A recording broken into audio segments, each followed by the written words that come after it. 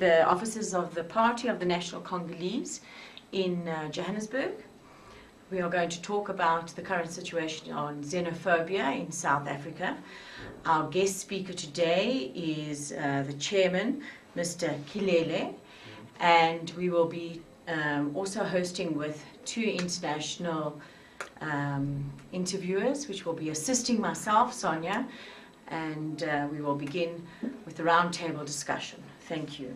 Good morning, welcome. We're here talking to the chairman of the party. I would just like to ask you a few questions. Thank you for your time.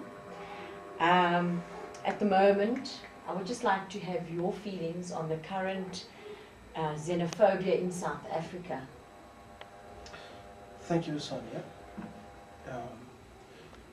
The xenophobic movement can be explained in three ways.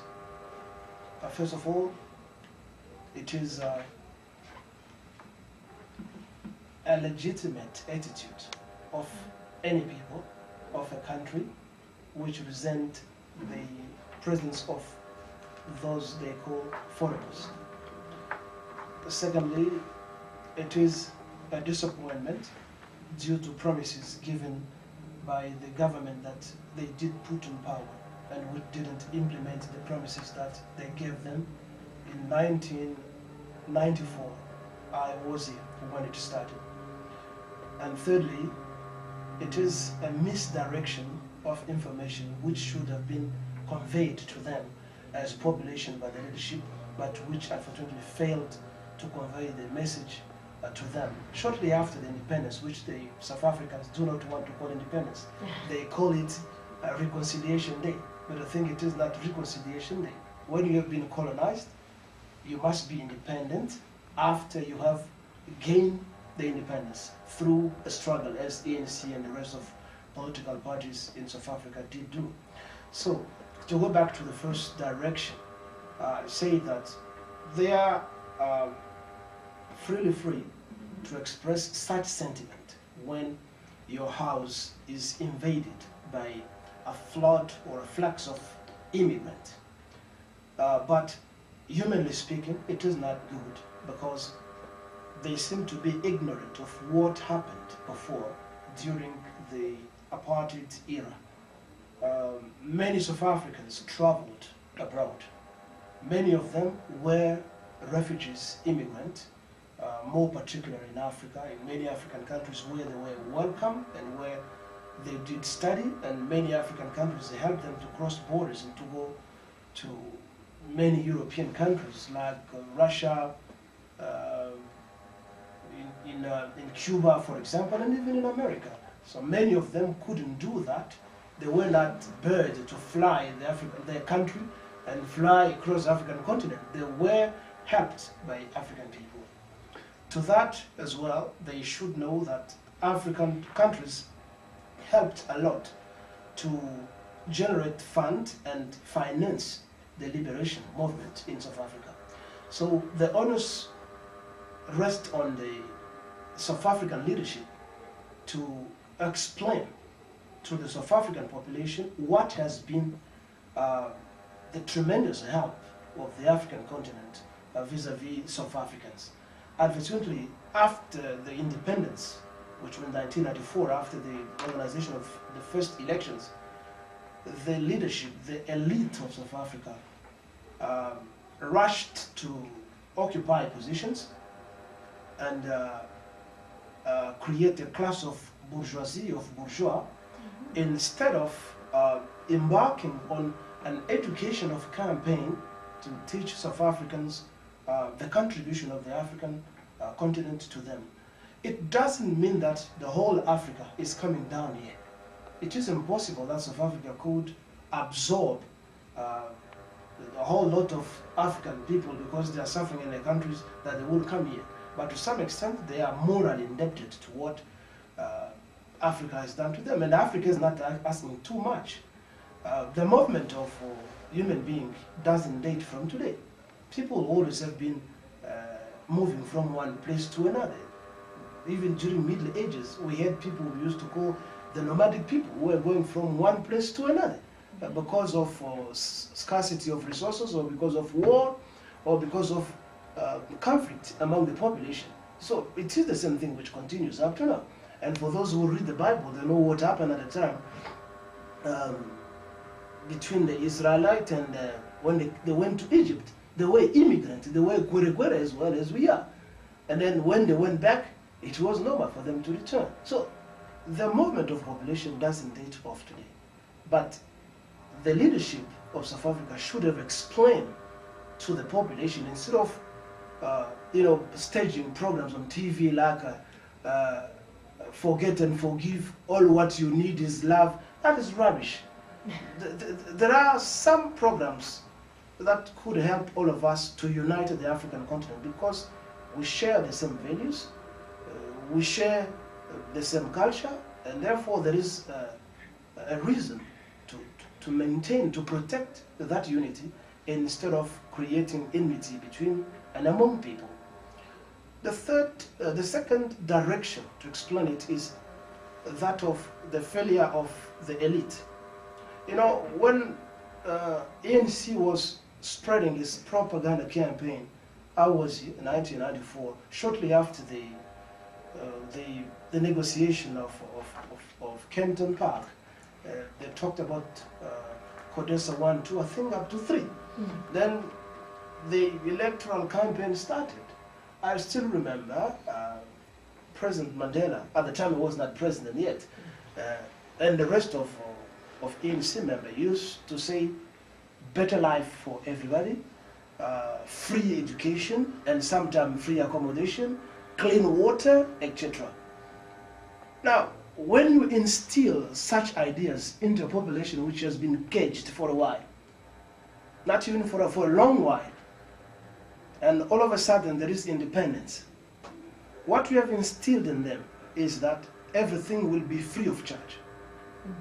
You didn't preach them the philosophy of hard work, hard labor. You didn't instill that to them. You told them everything will be free of charge. And therefore, the black people from the locations, etc., and from the neighboring countries came here because you promised them everything free of charge. But they helped to put you in power. After 13, 14 years, the delivery of the promises hasn't been met.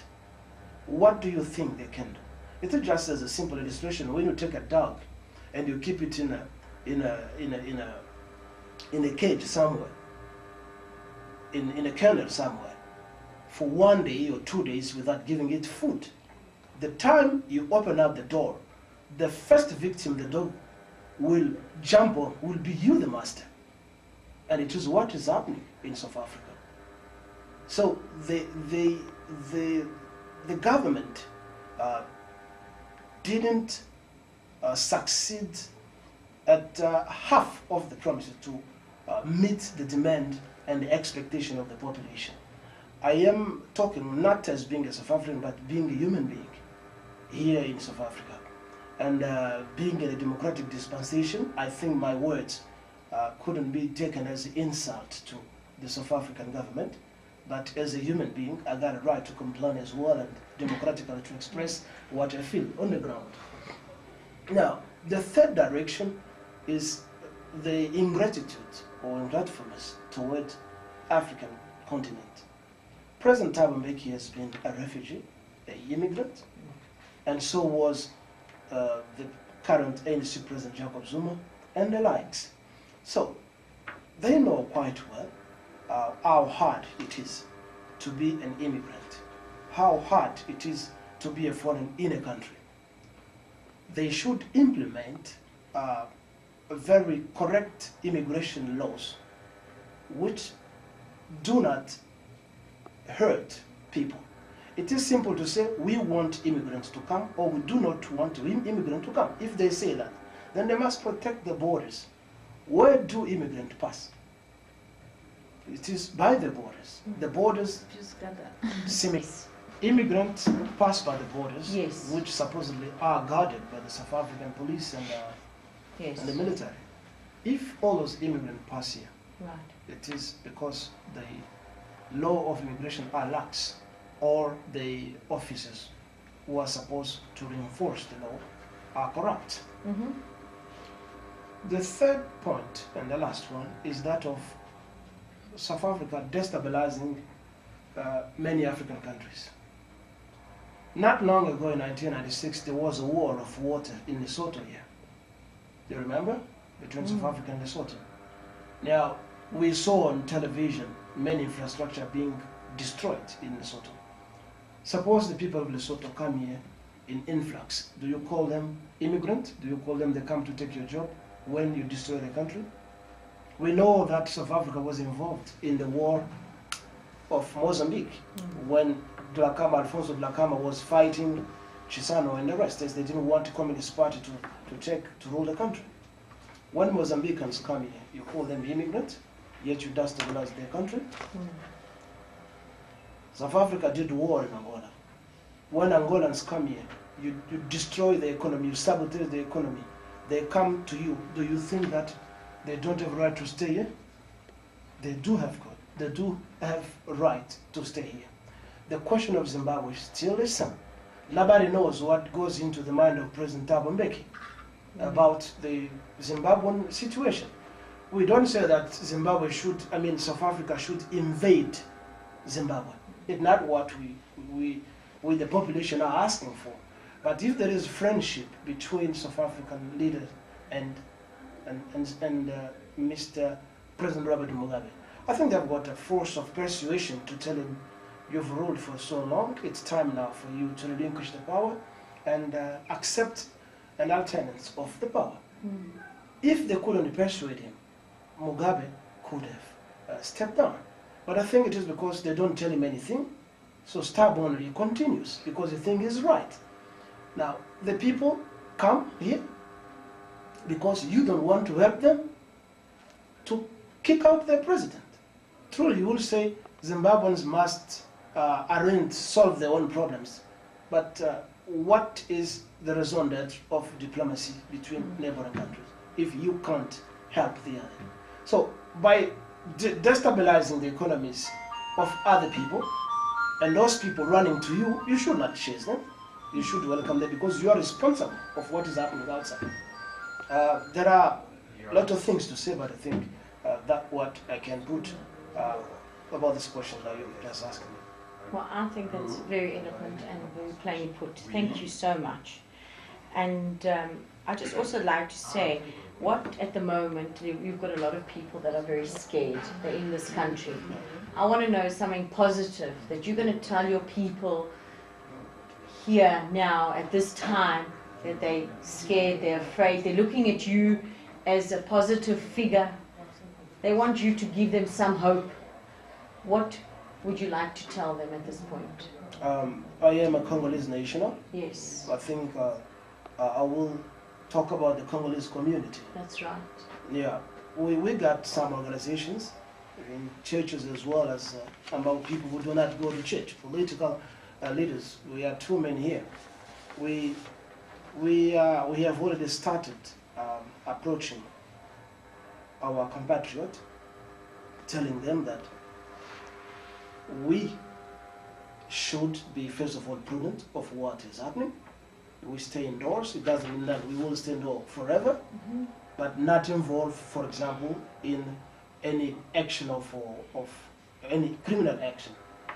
Secondly, we are telling them that we should ourselves view what is happening, that it is not temporal. It can continue to happen. Therefore, it is our duty to go and liberate our country, to stop what is happening and to avoid being discriminated against all the time. Another point is that those who are working legally should work legally. As long as they still stick to their life, they must remain there.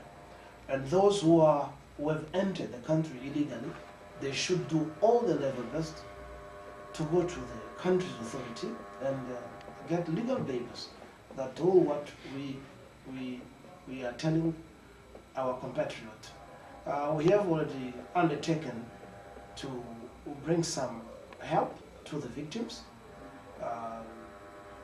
Blankets, as many organizations and NGOs are doing here, And we thank as well South African organizations, Red Cross and the like, who are helping all the victims indiscriminately. It is a good sign, though it has come a bit late, but it's all right. We're happy with what is happening. At least the government is woken up a bit late after such tragic moment has been recorded. Okay. And I just want to also ask, if you could tell the South African people out there what is positive attributes that Congolese people that from DRC have, that they must know, it's in their heart. Correct. We studied from school, first of all. South Africa is not a strange country to us. The Congolese education program is very strong. It is a very good, well-elaborated program. We studied in the 9 years of history more about South Africa. So we know who are the Zulu, who are the Xhosa. Geographically, any Congolese kid who went to school, normal school, can draw without looking at the map of South Africa, and can tell you, this is Gauteng, they can draw that. They know the history of the population. South Africans should know that not all immigrants are criminals or are taking their jobs. Among immigrants, there are plenty and positive attributes that we bring to this country.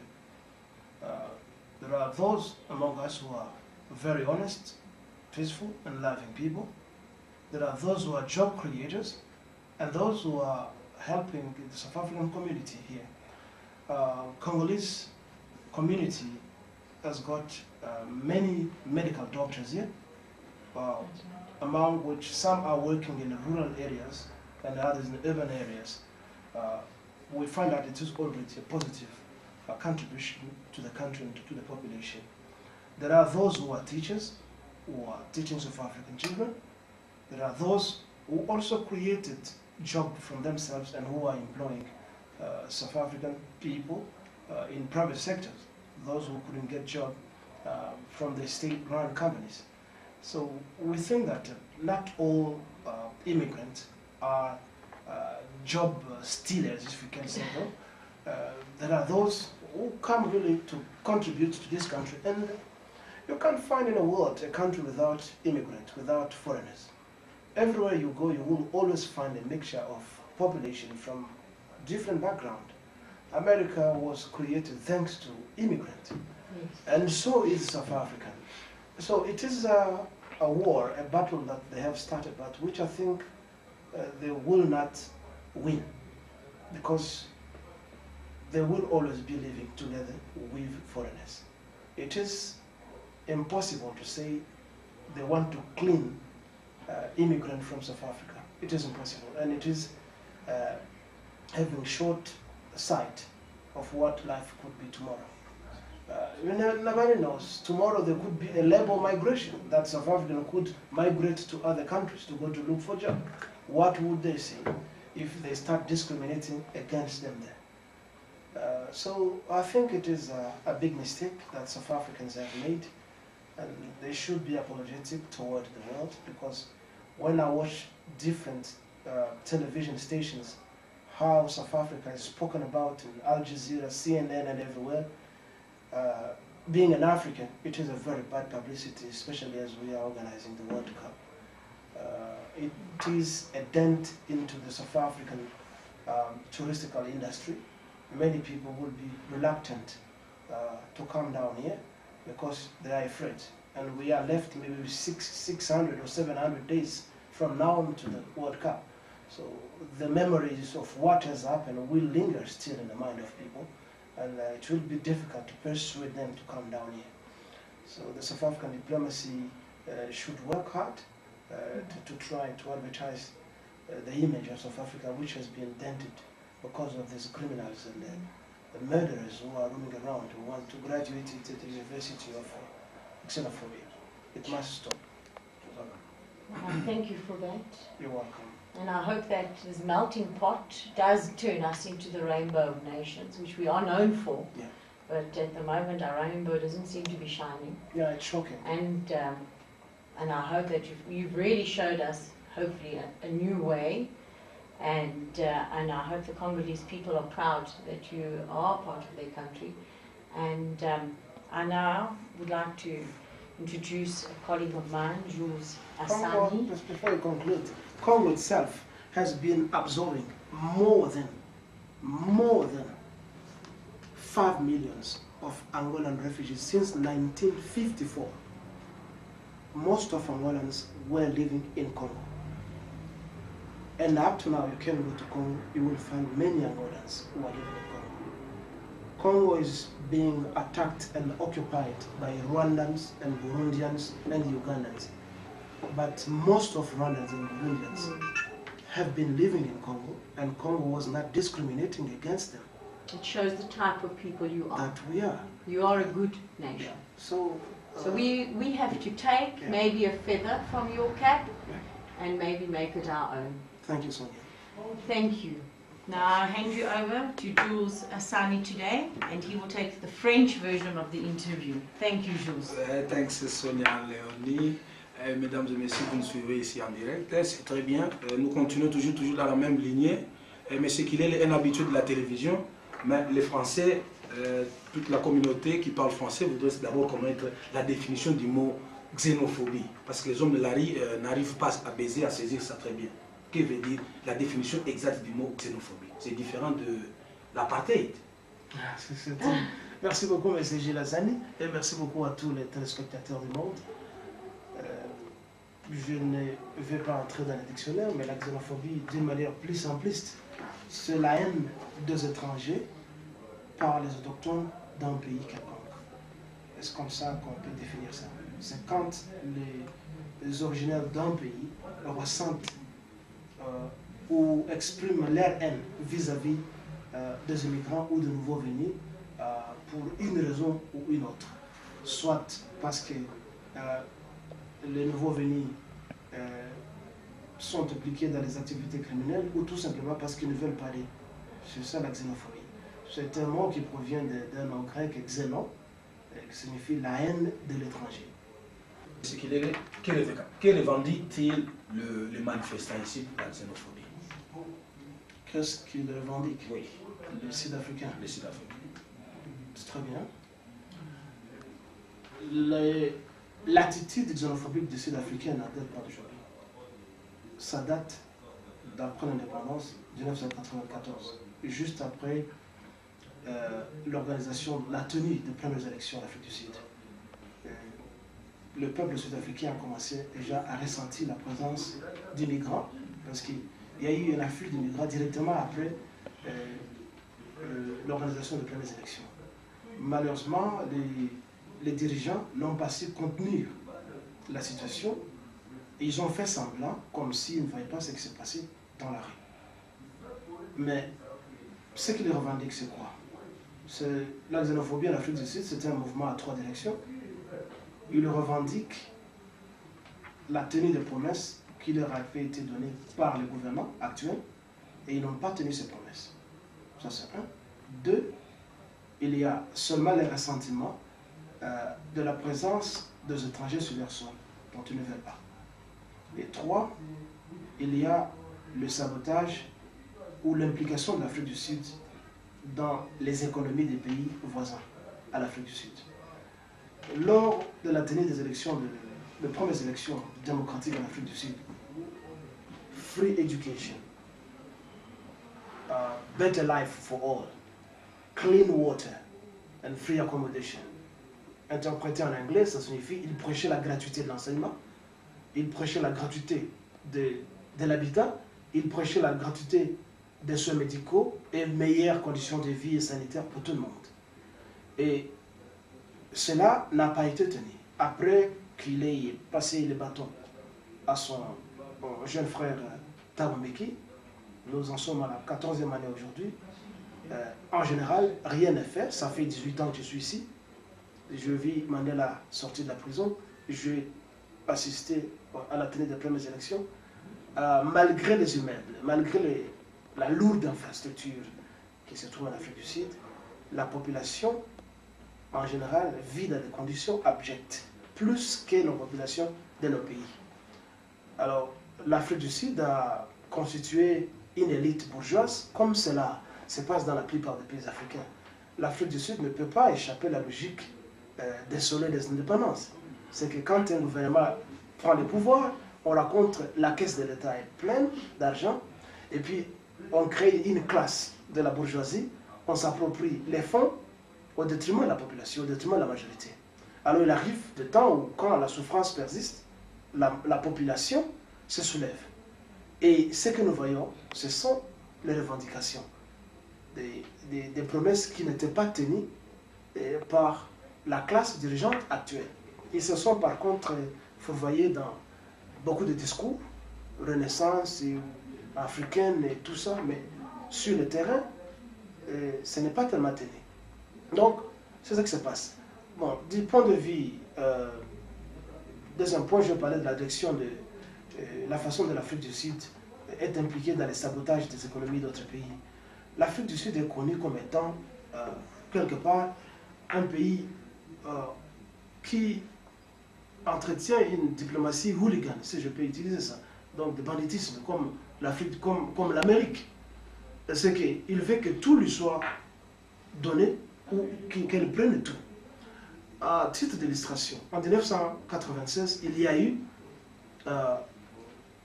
guerre entre l'Afrique du Sud pendant presque 3 mois, l'Afrique du Sud et le Lesotho. C'était un combat, une guerre déclenchée à cause de la discussion des hauts plateaux de Lesotho que l'Afrique du Sud voulait commercialiser au Lesotho, mais c'est une propriété de Lesotho. Il y a eu guerre, il y a eu un influx des immigrants Soto qui sont venus ici. Prenez le cas de l'Angola. L'Afrique du Sud a fait la guerre à l'Angola lors de la libération de l'Angola.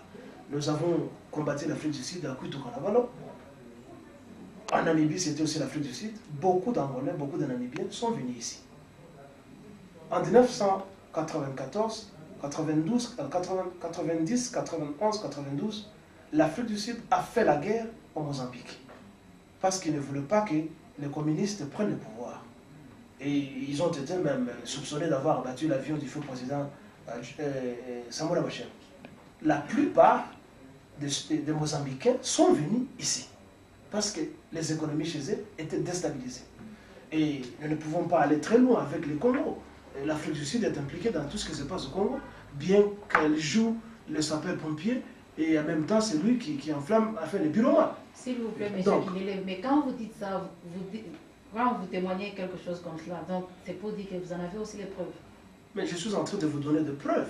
Ce que je dis ne demande plus de preuves. Je dis que l'Afrique du Sud a fait la guerre à tous ces pays, c'est ça la preuve.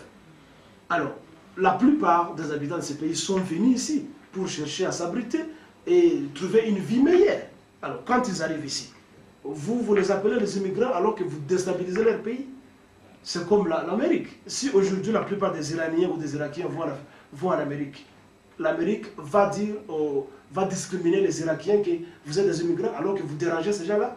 C'est ce qui se passe avec l'Afrique du Sud. Vous voyez ça? Alors, on n'a pas tenu des promesses on n'a pas réalisé les promesses qu'on a tenues à la population.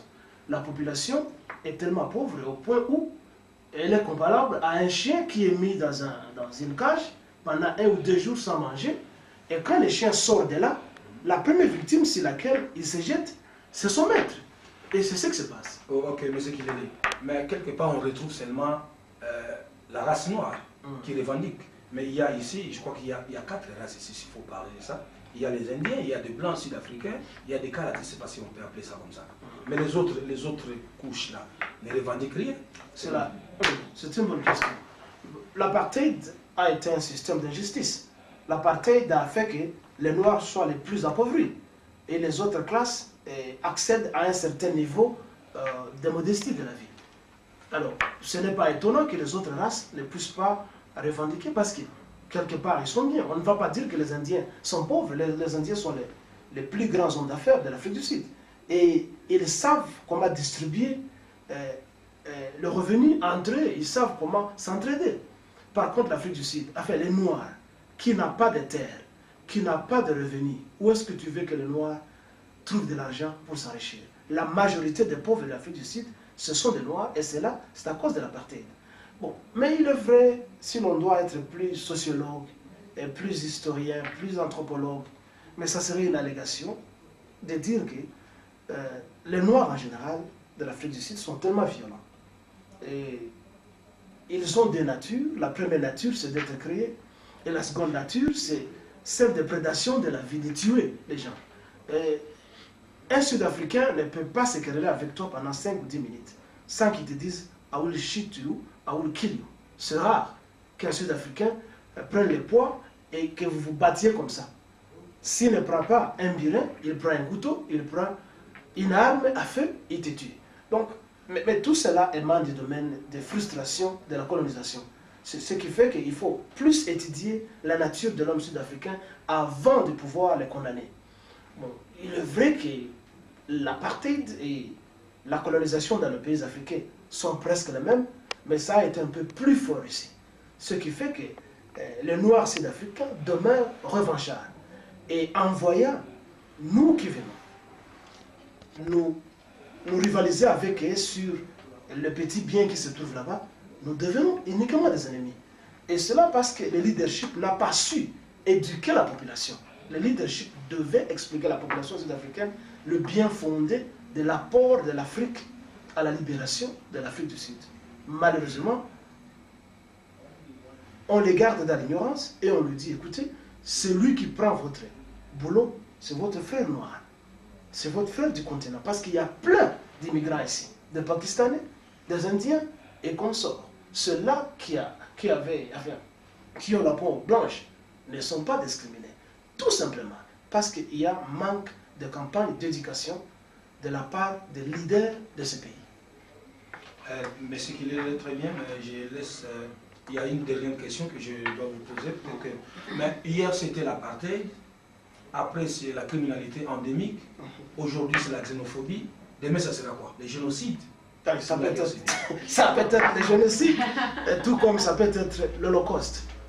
Mais pour éviter cela, je pense et je propose, et notre parti propose, que le leadership sud-africain doit plus être éducateur que très politique. On doit éduquer la masse.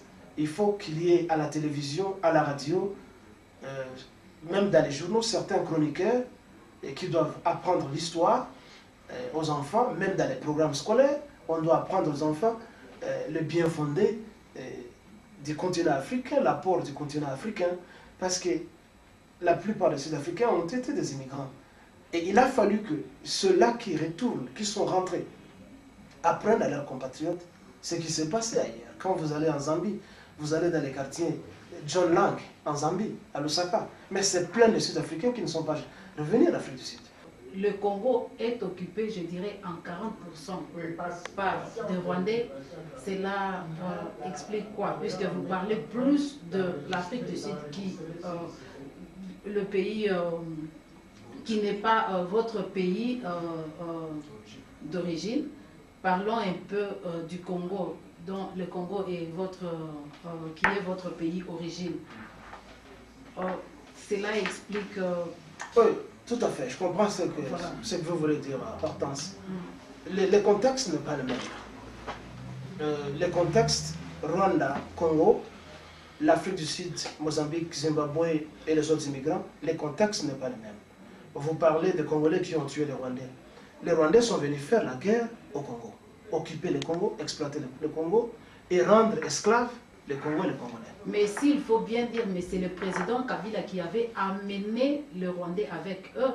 Avec, je ne sais pas, il y avait le président, le défunt Kabila, il y avait les Angolais, il y avait, je ne sais pas moi, les Ougandais, tout ça. C'est lui qui a amené avec lui le Rwandais au pays. Ce n'est pas le Rwanda qui est venu, premièrement, faire la guerre au Congo. Bon, écoutez, c'est toute une autre page d'histoire.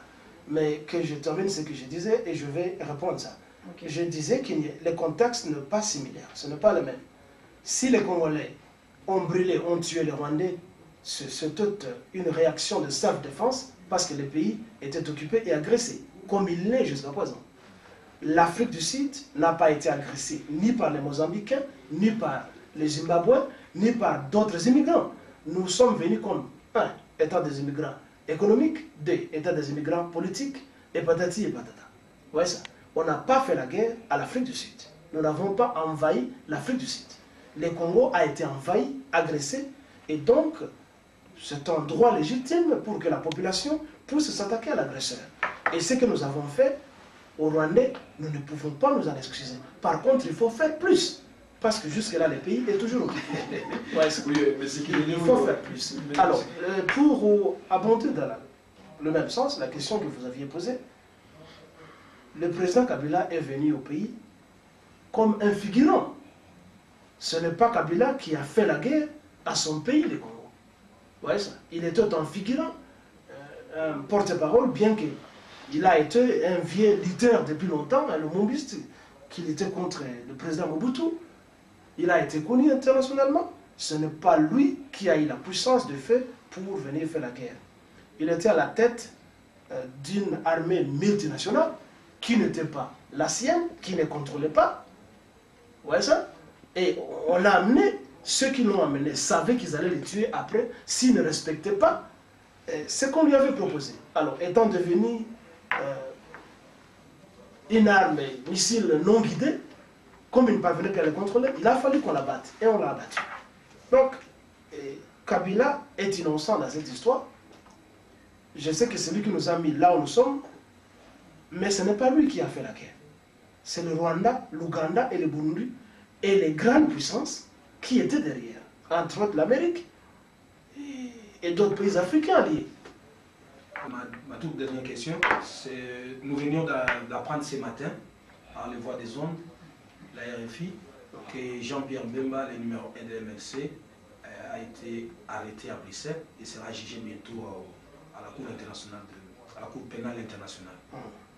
Vous ne craignez pas quelque chose parce que la lutte, comme la lutte ne fait que commencer pour les gros poissons. C'est bien.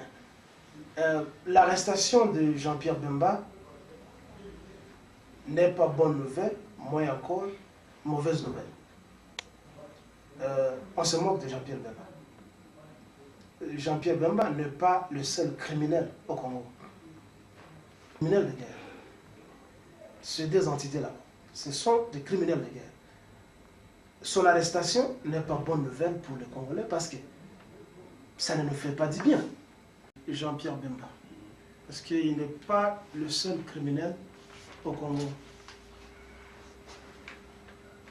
La Cour internationale de justice, ou la Cour pénale, je vais dire, c'est une cour hypocrite. Parce qu'au Congo, il a fallu qu'on commence par ceux-là qui ont amené la guerre. Et ceux-là qui ont amené la guerre sont très bien connus. Malheureusement, on les épargne parce qu'ils jouent la carte des alliés des Occidentaux.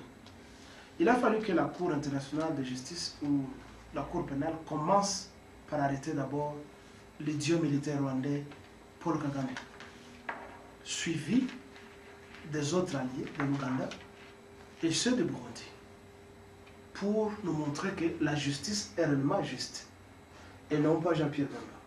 Il a fallu aussi que cette même cour arrête Hippolyte Kajambere Kanambe, que vous appelez Joseph Kabila, parce que dans les années 96, poursuivant les réfugiés Hutus, ses compatriotes, dans l'est du Congo, à Tingi-Tingi, au sud de la province orientale, entre le Goma et la province orientale.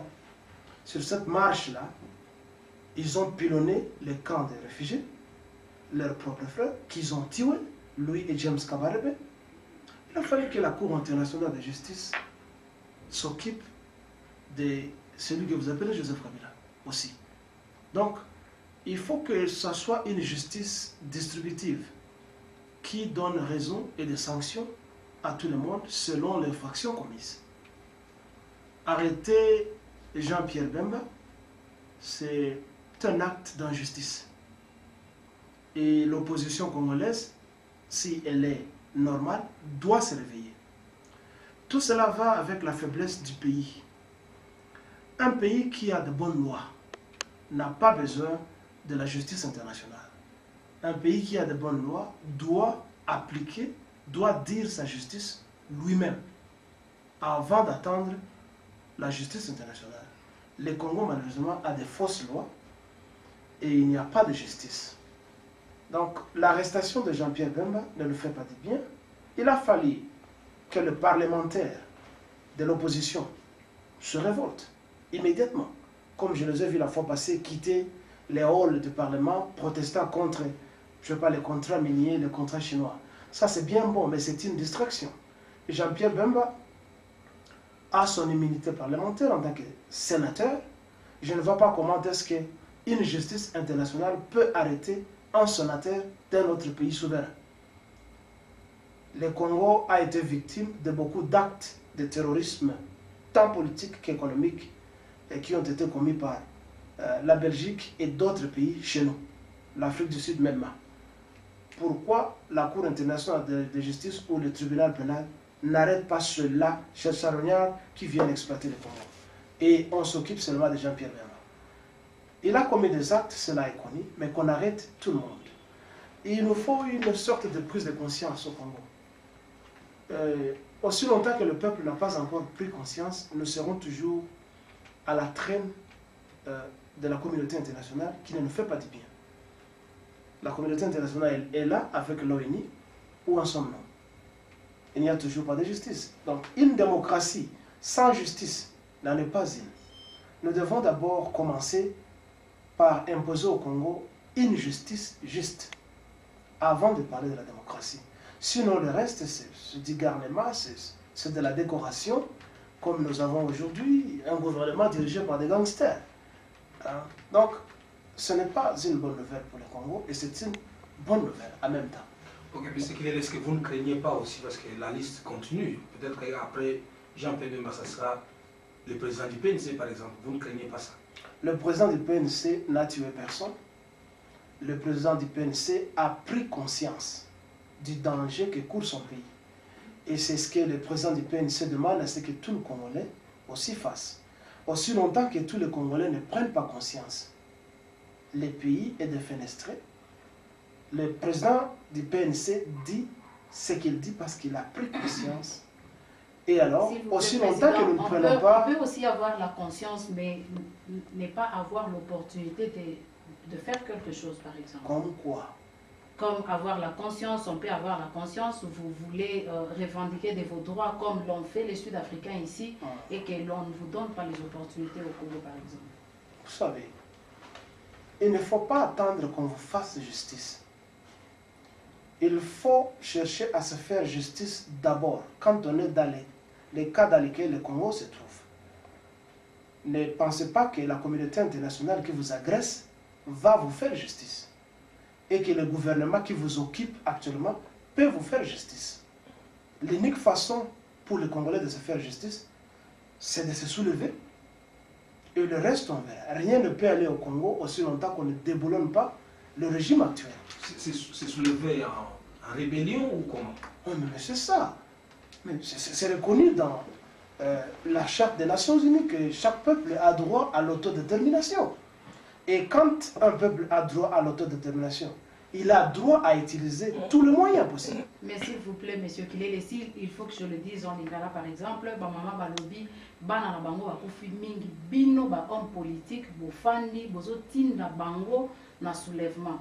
Quand vous dites qu'ils doivent se servir de tout ce qu'ils peuvent avoir, machette, mbeli, ciseaux, marteau, n'importe quoi, ce sont les populations des autres pendant que bino bofandi par exemple. Mais votre famille, par exemple, la vôtre est épargnée, la famille de Jean-Pierre Bemba aujourd'hui, elle est épargnée, la famille de Joseph Kabila, elle est épargnée de tout cela. Ma famille n'est pas épargnée. La guerre que l'AFDEL a amenée au Congo a fait que je perde 5 membres de ma famille. Beaucoup de mes sœurs sont mortes. 2 de mes frères sont morts. Ce n'est pas ce qui fait que je sois revanchard, en fait, le régime actuel. Ce n'est pas ça. C'est une contribution collective de nous tous. Je ne dis pas seulement qu'il n'y a que la population qu'on doit jeter devant. Bissonio, ce n'est pas politicien, pas homme d'affaires. Si un homme d'affaires a pour un salaire pour financer un mouvement politique, mais cet homme politique, cet homme d'affaires fait déjà les bêtements. Tu ne vois pas ça? bien qu'il ne soit pas sur le terrain, mais le fait qu'il a financé un mouvement pour se débarrasser de ces enquiquineurs là-bas. Il fait déjà la guerre. Un homme politique comme moi, qui dit ce que je dis, je fais la guerre. Il n'est pas dit que c'est moi seul qui dois aller là-bas. Nous devons conjuguer des efforts collectifs et non pas nous leurrer parce que nous sommes fatigués, on n'a pas d'issue et on dit non, Tondemi Kabila au moins Kabila azali bien que le Kabemba, Tondemi Bemba au moins Bemba azali bien que le Kabila. C'est parce que nous ne parvenons pas à trouver une voie d'issue. Et la voie d'issue, nous l'avons prêché plusieurs fois. Si ce que les Congolais doivent faire, c'est la guerre, mais les Congolais ne seront pas les premiers à faire la guerre. C'est ce que tout le monde a fait. C'est une logique universelle.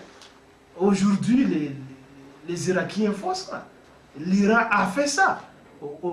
Ils n'ont pas fait autre chose. Qu'est-ce que tu veux qu'on propose à la population? La démocratie. On ne peut pas proposer une démocratie corrompue. Donc vous ne faites pas allusion au mandat du président actuel? Mais quel mandat il a? Il a quel mandat? Mais il est élu du peuple. Qui l'a élu? C'est le peuple qui l'a élu. Mais écoutez, quel peuple, mon Dieu, mais si le peuple l'avait élu, on ne parlerait pas des histoires de fraude électorale, tout ce que Malou Malou a fait. On ne parlerait pas des fausses cartes d'identité qu'on a données aux gens. On ne parlerait pas des programmes informatiques qu'on est venu prendre ici en Afrique du Sud.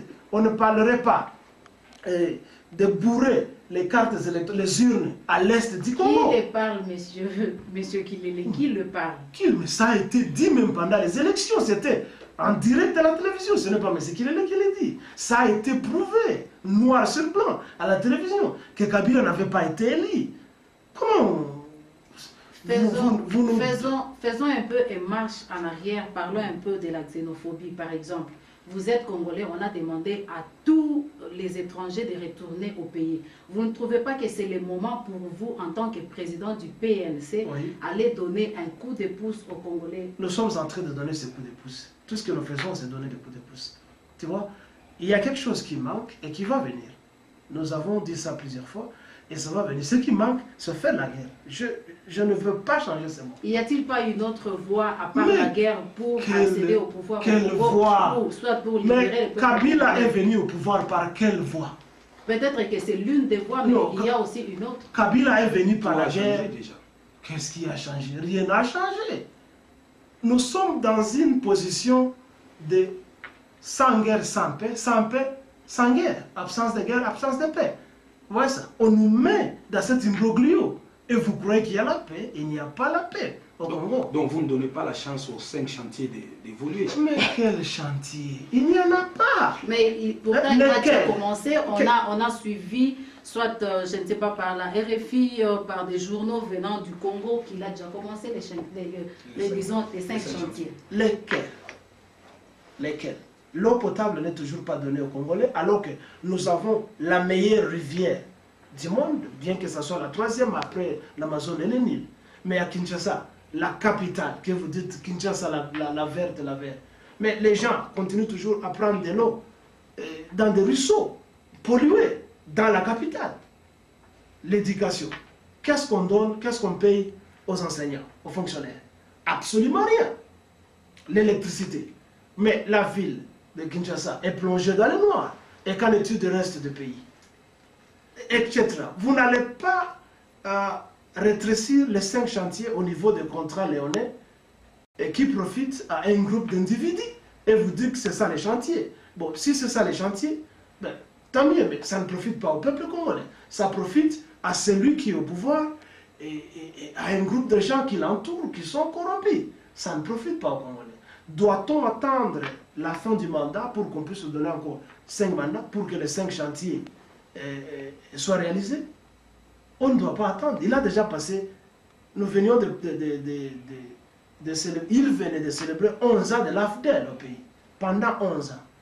Peuvent-ils nous montrer qu'est-ce que l'AFDEL a fait au Congo, à part tuer les gens, tuer les opposants, empoisonner les gens, démettre les gens de leurs fonctions, poursuivre les gens partout où ils sont, à l'étranger tout comme à l'extérieur? C'est ça les 5 chantiers. Et parce que nous parlons encore une fois de la xénophobie, M. Kilele, qu'est-ce que vous conseillez aux peuples congolais qui sont ici en Afrique du Sud? Non, ce qui se passe en Afrique du Sud doit nous interpeller tous. Nous avons quitté les pays et nous continuons toujours à quitter, à fuir les pays. Preuve que nous sommes faibles et nous ne voulons pas vraiment nous engager à la libération du pays. La libération que l'AFDEL nous a amenée, c'est une colonisation ou néocolonisation, une occupation des faits qui est déjà légalisée. Ce que je dois dire au peuple congolais, à mes compatriotes, c'est que nous devons nous unir dans beaucoup d'organisations, tant politiques que religieuses, et de raisonner sur la question de libération de notre pays. Et la libération toujours d'un pays provient de l'extérieur. Et quand vous étudiez l'histoire de beaucoup de nations qui ont été dans la situation dans laquelle nous sommes, une situation similaire comme la nôtre, ce sont toujours les gens qui étaient à l'extérieur qui ont amené des idées novatrices, comme nous le faisons, afin de pouvoir pousser ceux qui sont dans les pays de prendre la conscience. Et au lieu de continuer à nous complaire parce que nous avons le statut légal en restant dans un pays, nous devons penser plutôt à faire ce que ceux-ci qui sont ici, les Sud-Africains, ont fait. Il y a une majorité qui était restée au pays, il y a une minorité de l'ANC, d'autres organisations politiques, qui étaient sorties, qui ont goûté à la vérité tant sociopolitique et économique d'autres pays, et qui sont venus influer ces idées à ceux qui étaient dedans. Et l'apartheid a été défait. Et c'est ce que le PNC est en train de faire. Donc, nous n'allons pas réinventer la roue. Nous suivons ce que les autres ont fait, même à l'époque en URSS. Les Lénine, les Trotsky étaient tous à l'extérieur, à l'époque. Ils étaient tous à l'extérieur. Et après, ils sont rentrés, ils ont poussé la classe ouvrière pour faire ce qui s'est passé. Voilà ça. Donc, nous ne pensons pas que le peuple congolais doit déjà se dire, ceux qui sont immigrants ici, que nous, tous bien, parce que nous sommes en train de manger très bien ici et de vivre très bien, mais tout ce qui se passe maintenant prouve que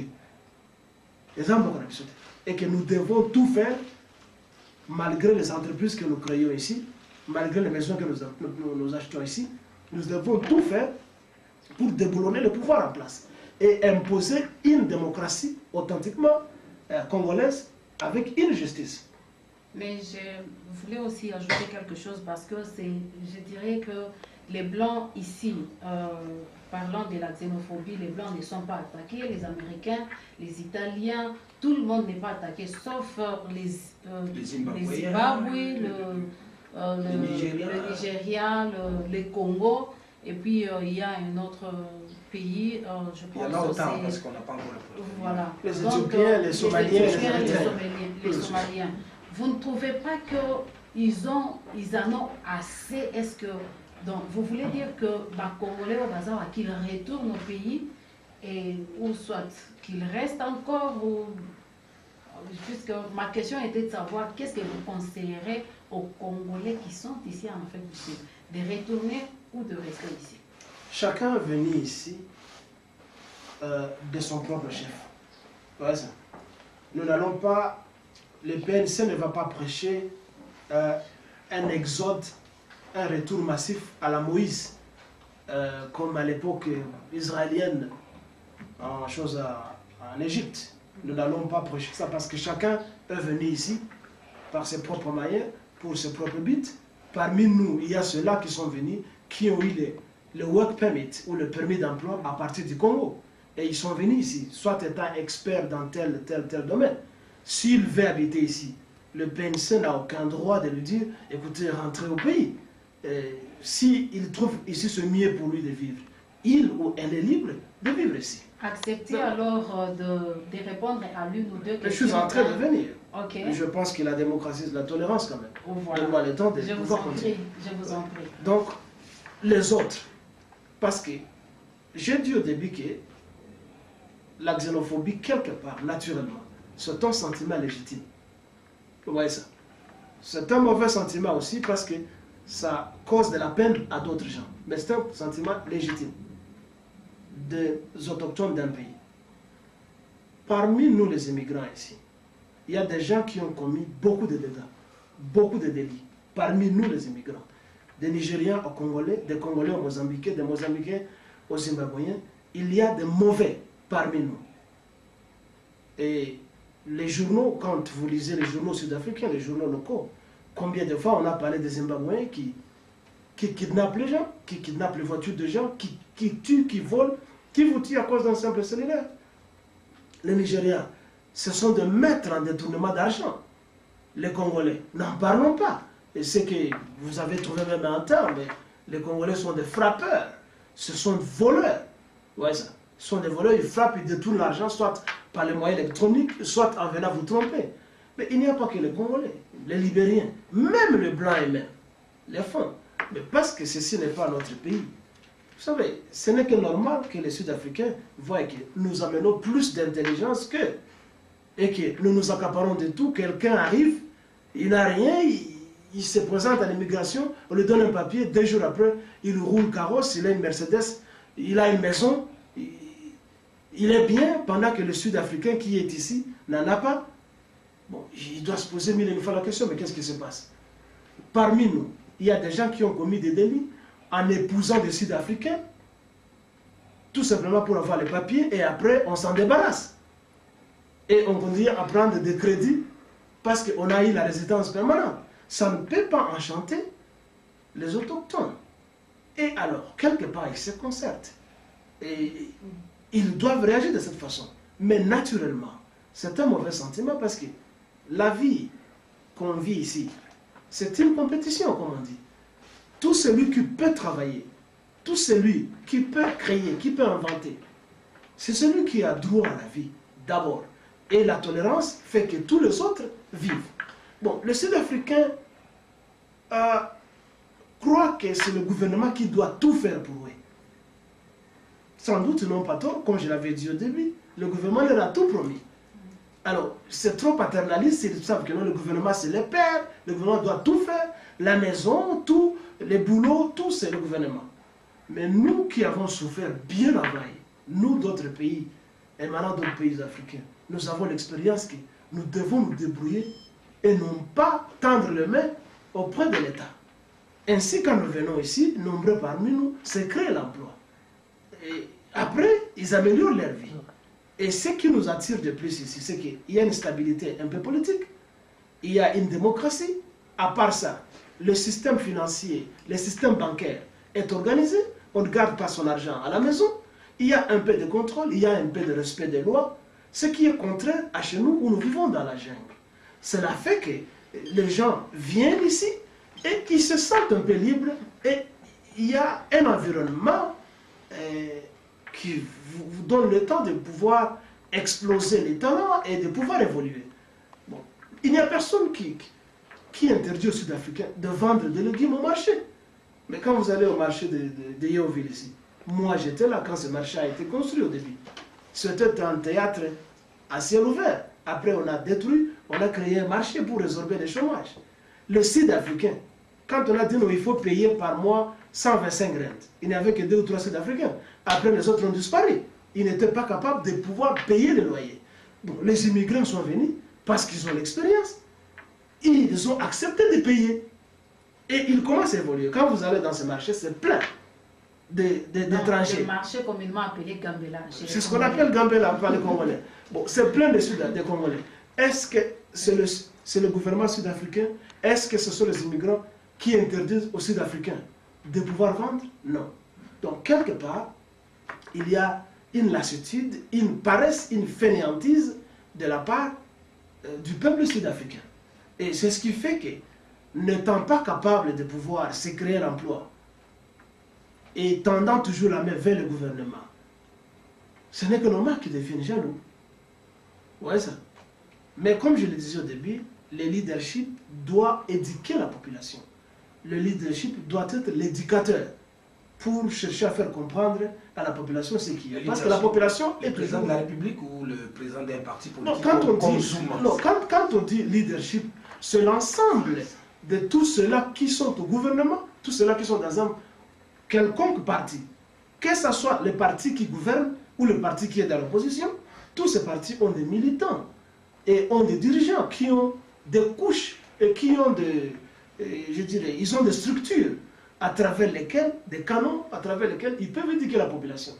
Mais ils ne le font pas. Et ils leur disent, écoutez, ceux-là qui prennent vos boulots, ce sont vos frères noirs là-bas.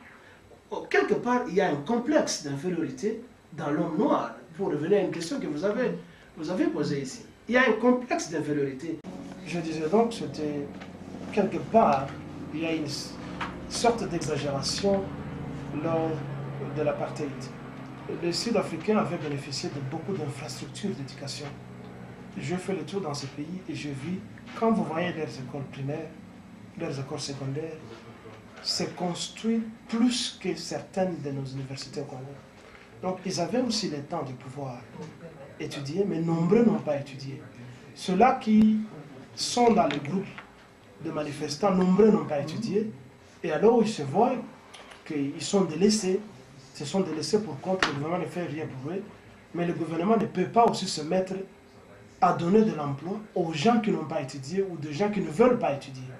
Donc c'est là où se situe le problème. Alors le gouvernement lui-même doit chercher de voies et moyens pour caser ces gens, afin de pouvoir satisfaire à leurs besoins. Ok, merci Monsieur Kilele. Nous avons appris, avant d'aborder, je pense, cette dernière question, nous avons deux intervenants. Voudriez-vous, je ne sais pas, répondre à ces préoccupations? Nous avons premièrement Monsieur Georges Kamboulou. Je vous en prie, Monsieur Georges, pouvez-vous donc poser vos questions? Bonjour, Monsieur le Président. Bonjour, Monsieur Georges. C'est Georges Kamboulou. Oui, Georges Kamboulou. Kamboulou. Kamboulou, oui. Enchanté. Je suis étudiant à l'IBC. J'ai des questions. La première, c'est quelles sont, d'après vous, les dispositions ou les précautions à prendre au cas où la situation continue de s'aggraver? La deuxième, vous avez déjà répondu, mais je préfère le mieux, vous pouvez répondre peut-être à la deuxième question. C'est-à-dire, quelles sont, d'après vous, les dispositions que vont prendre au cas où cette situation... Donc, pour dire que quelles sont les précautions que les Congolais... Les Congolais vont prendre si jamais la situation continue de s'aggraver. C'est un peu malheureux que parmi toutes les communautés qui sont en Afrique du Sud, c'est la communauté congolaise qui n'est pas la mieux organisée. C'est une communauté qui est divisée, émiettée, et quelque part qui n'a aucune vision commune. Chacun a sa vision, c'est l'individualisme et non pas le patriotisme. Et normalement, ça revient à chaque pays, représenté par une ambassade, de pouvoir intervenir dans des situations pareilles. Nous avons vu plusieurs fois des pays tels que la Belgique, la France et tout ça, quand les ressortissants sont en danger, ils envoient des avions, ils envoient des moyens de transport, ils envoient d'aide et ils répertorient leurs ressortissants. Je ne pense pas que l'ambassade du Congo à Pretoria a toutes les données des Congolais. C'est une ambassade qui ne se limite qu'à organiser des banquets pour servir des poulets aux Congolais et des frites avec toute tentative d'empoisonnement parce qu'on croit que les opposants viendront manger le chicken. Hier, par exemple, j'étais en train de conduire et j'ai appris par les reporters qui reportaient le match de la finale entre Sundown et l'équipe de Black SS.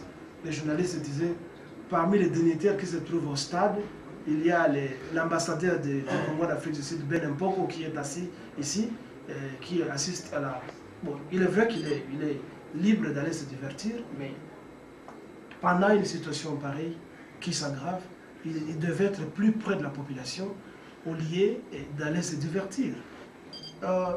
Ce que nous devons faire, c'est de convoquer des conférences si vite que possible, au cours desquelles, je dis bien des conférences, au cours desquelles nous devons, nous tous, proposer des idées. Ce ne sont pas des idées qui doivent nécessairement et exclusivement provenir du Parti national congolais. Et nous pensons que lorsqu'il y a combinaison d'idées, il y aura toujours une lumière, comme on dit. Donc, nous voulons convoquer, organiser une conférence et, au cours de laquelle nous allons réfléchir et trouver des voies et moyens. Nous n'avons pas de moyens pour organiser le convoi de bus. Je sais qu'il y aura des réticents qui ne vont pas partir et qui vont dire, écoutez, Botikana, non, les années temporaires, aussi là, tout en an. Mais d'emblée, le Parti national congolais a commencé déjà à distribuer des pamphlets pour chercher à rassembler des aides et apporter à ceux-là qui sont victimes. Ce matin, s'il vous plaît, Monsieur le Président, on a appris que le président Joseph Kabila, le président de la République démocratique du Congo, Joseph Kabila, il est ici. Croyez-vous qu'il a, je dirais, croyez-vous qu'il pourra apporter une solution ou encourager soit la population, ou peut-être qu'il amène avec lui des propositions sur base de ce qu'a posé, je ne sais pas, en rapport avec ce que la question qu'a posée notre intervenant. Croyez-vous qu'il pourra apporter, je ne sais pas, une solution? Qui c'est? Le président, notre président Joseph Kabila. Ok, votre président. Oui. Mais c'est un malheureux, c'est un hypocrite. Il vient faire quoi ici? C'est pas son pays ici. Il vient compatir avec la situation actuelle, avec son peuple qui est ici, sa population déjà. Il a, le pays, le Congo, a beaucoup de problèmes qu'il est incapable de résoudre. Pendant plus de 11 ans, son parti, l'AFDEL, n'a pas résolu aucun problème au Congo.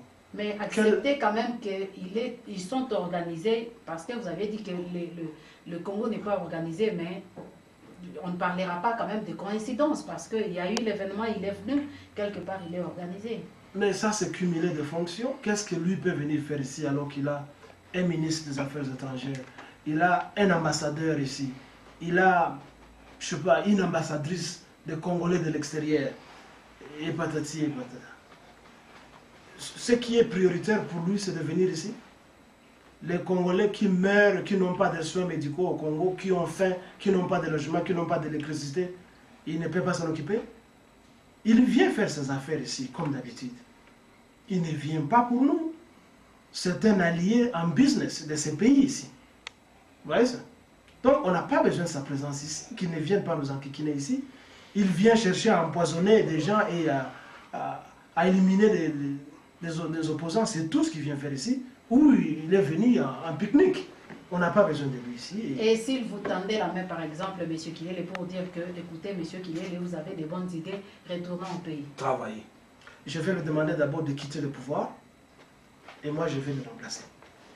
Merci, M. Kilele. Ouais. Nous avons notre deuxième intervenant. Pouvez-vous donc vous présenter premièrement et poser votre question? Je répondais au nom et prénom de Moubayate Edi Mionkolo Mionko. Et je suis congolais et je me trouve ici en Afrique du Sud pour les soins médicaux. Monsieur le Président, un proverbe Luba au Congo dit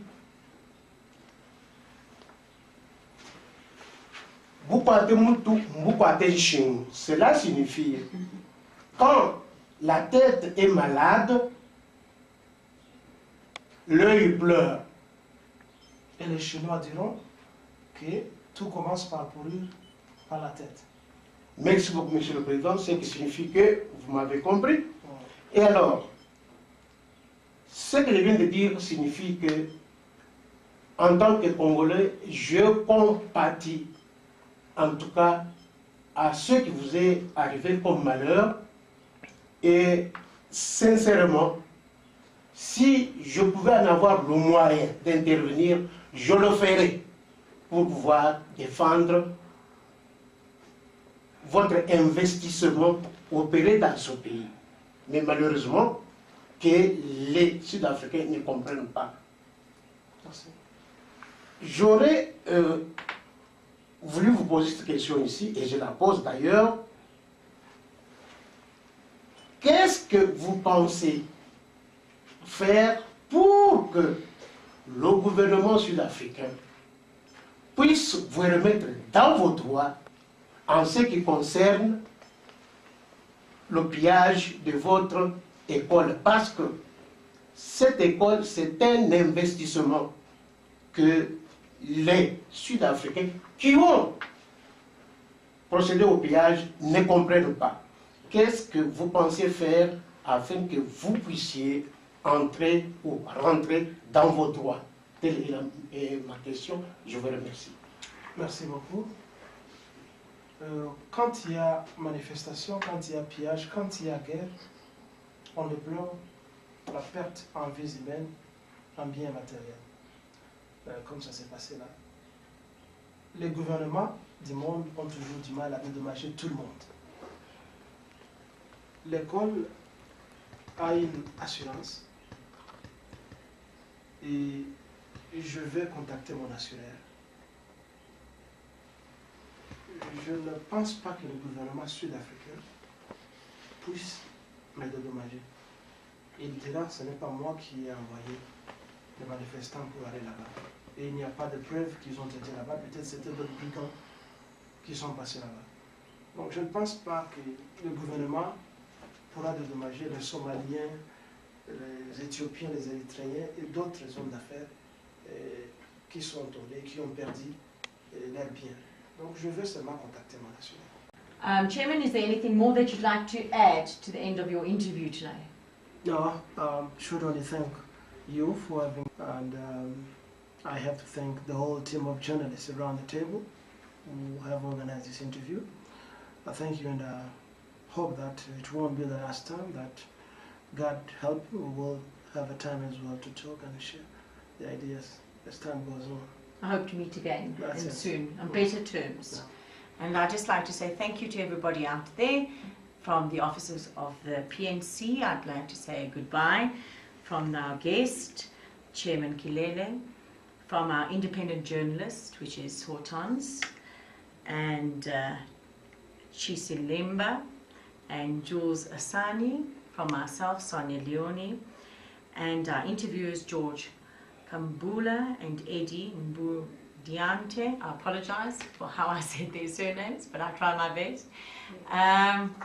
Hope to see you next time at the same place and hopefully a better topic on xenophobia. Thank you. Merci, Monsieur le Président et Madame Kilele. Je pense que nous sommes arrivés à la fin de notre interview et je pense que à vous aussi, chers téléspectateurs qui nous suivez en ce moment, nous avons été assistés par Pius Campo qui est notre caméraman et nous avons été également assistés par Roberto Leoni qui était notre photographe et par Omer Bikenge et par Nicodème Mukendi. Bye bye.